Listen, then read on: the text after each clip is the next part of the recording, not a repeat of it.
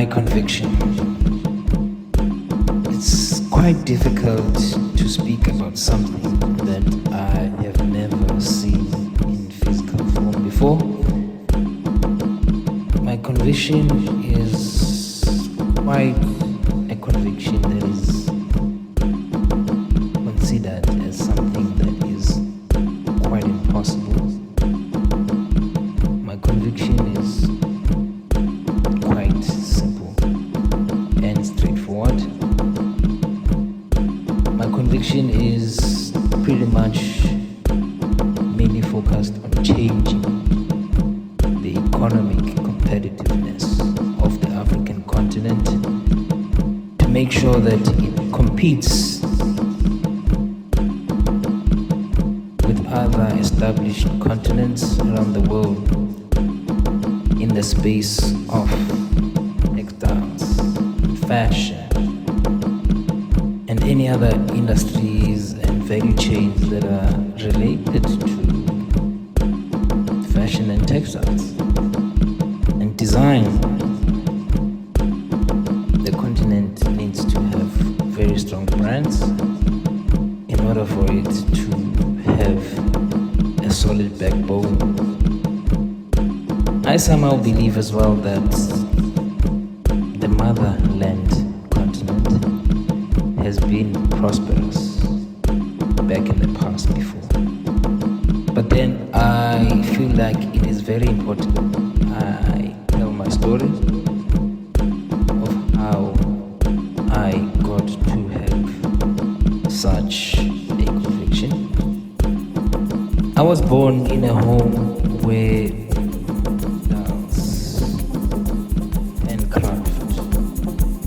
artisanship, fashion was the order of the day.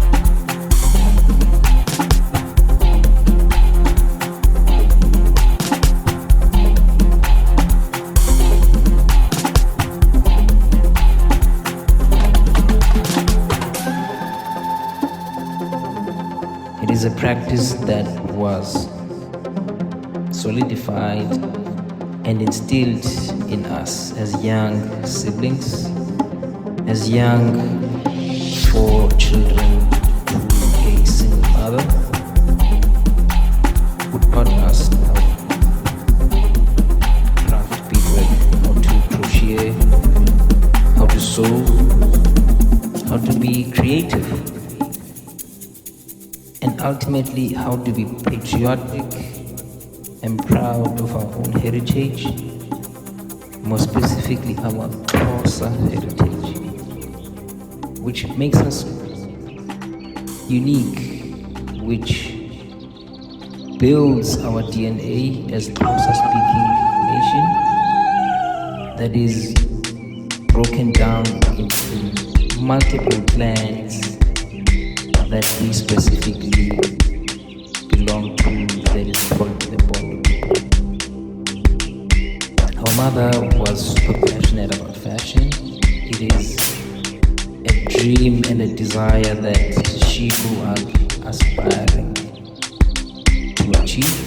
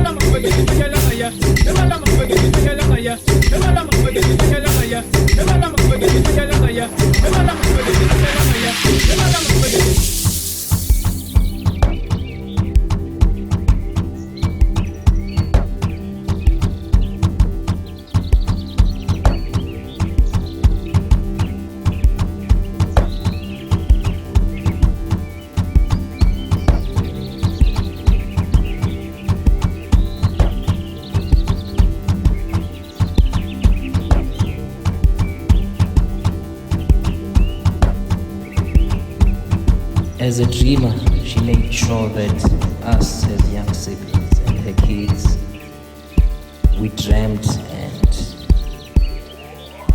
enough to take our dreams beyond our borders and out there to the world. Of course, our late mother did have aspirations of growing her fashion, her passion beyond the politically restricted lines of South Africa and take it to the world and take it to Paris and showcase her work at a bigger platform. She then passed the torch onto me at a very young age, at the age of 15, to make sure that I chose a career that I loved, that I was passionate about, that I was good at.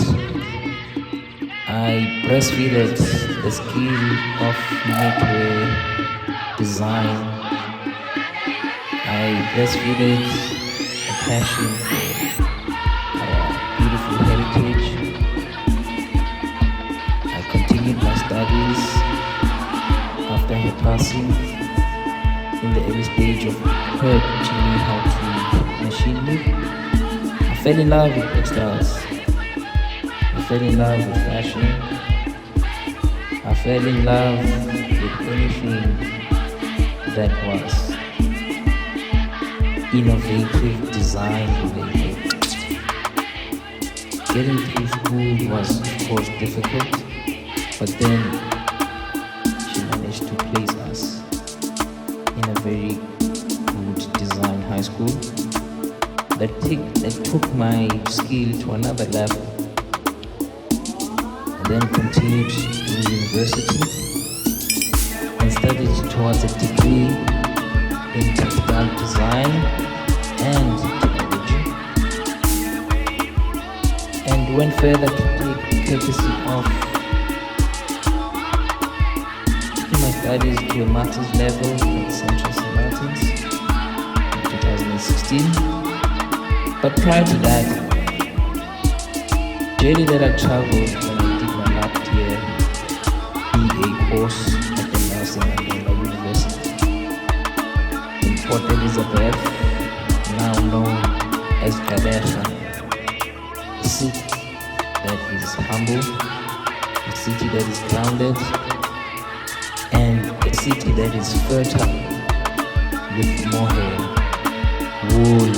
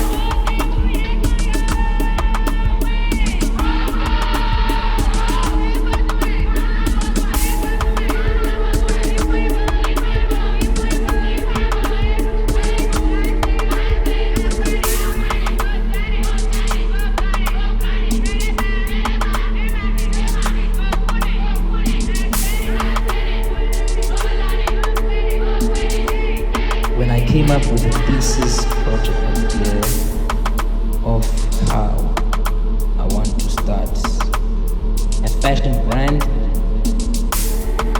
brand that is targeted towards a small group of young boys that practice a traditional ceremony which they practice at the age of 18, when they transcend from boyhood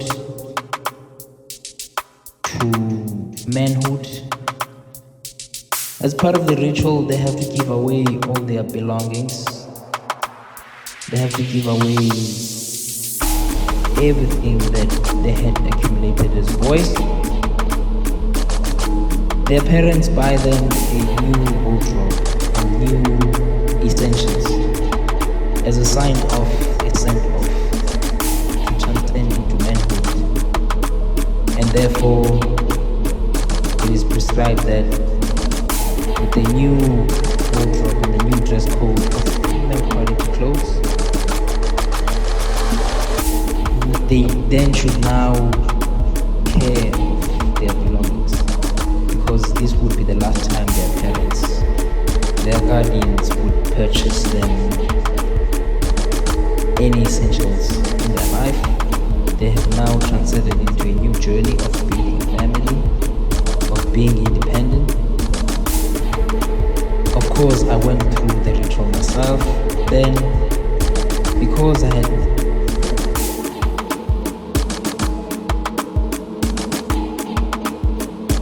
had studied history of art, I then decided that I'd rather prefer to design